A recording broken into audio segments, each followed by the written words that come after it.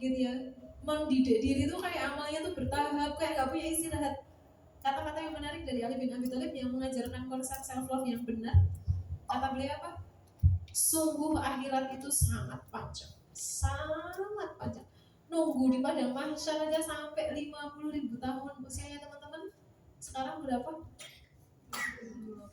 Ya, 19, 20, 21, 22 dan seterusnya. Kalau 50.000 tahun dibandingkan 20 tahun itu berapa persen ya? Atau persennya ada nggak? Nah, itu maka Ali bin Abi Thalib mengatakan akhirat itu panjang. Itu baru kumpul di padang mahsyar itu udah 50.000 tahun. Lah terus jalan untuk episode berikutnya gimana? Yaumul hisab, yaumul mizan, gitu ya, naikin sirot, panjang kali sampai ke surga atau ke neraka, jalan itu panjang. Dan bukan cuma jalan, di situ semua hal akan diadili dan seterusnya. Panjang perjalanannya sampai Ali mengatakan sungguh perjalanan akhirat itu panjang. Dan betapa sangat ingin aku merayu kepada Allah untuk memendekkannya untukku. Dengan cara aku memendekkan tidurku agar Allah memendekkan perjalanan akhirat. Bukankah itu yang orang yang sangat logis ya? Memperlakukan hidupnya untuk mengejar jalan hidup yang bahagia. Karena dunia itu bukan tempat tinggal ya teman-teman. Sebahagia-bahagianya kita di dunia akan berakhir. Tapi kalau teman-teman mengejar bahagia akhirat, nanti malaikat maut itu akan di depan akan ada di depannya siapa? Penghuni surga membawa domba.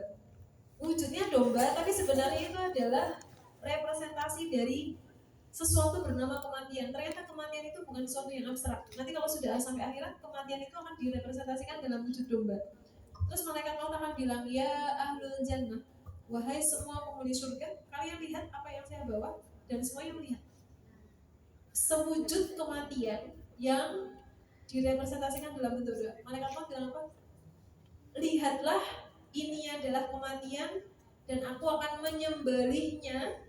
Setelah ini atas izin Allah tidak akan pernah ada kematian lagi bagi kalian. Bahkan kematian pun dimatikan. Udah nggak ada mekanisme mati lagi. Berarti hidup yang di sana itu akan sangat abadi. Nah, ini yang disebut kebahagiaan yang dikembalikan pada fitrah jiwa, di mana jiwa itu kampung asalnya adalah akhirat dan nafsu itu kampung asalnya adalah cinta terhadap dunia. Tinggal dipilih. Sejujur apa kita hidup dengan diri kita sendiri pada hari ini? Adakah kita adalah manusia-manusia yang tidak menyadari ternyata selama ini aku lebih mencintai nafsuku dibandingkan mengembalikan jiwaku pada kampung akhiratnya? Apakah kita adalah manusia-manusia yang membawa lari jiwa kita pada hakikat aslinya dia, di mana kampungnya adalah akhirat, tapi kita bawa jiwa kita justru menjauh dari akhirat? Bukankah yang seperti itu tidak adil? Bukankah yang seperti itu menunjukkan kita tidak mencintai diri kita sendiri karena menjauhkan jiwa pada kampung aslinya? Bukankah yang seperti itu tidak self-love? Terasa tidak? Ya, bisa dipahami sampai sini.